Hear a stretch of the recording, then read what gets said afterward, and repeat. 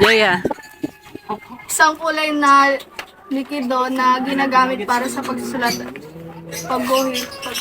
Alam ko na! No. Ano nga yun? Pag ganyan nga ulit. Ink. Isang bakal na pinainit sa labas at ginamit sa pagtanggal ng lukot ng damit.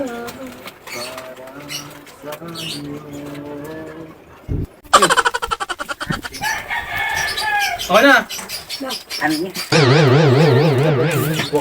Iron. Iron. Ano ba tawag doon?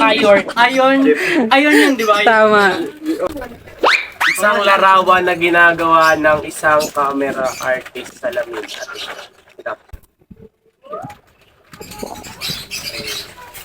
Image. Tama, image. Tanging ipakita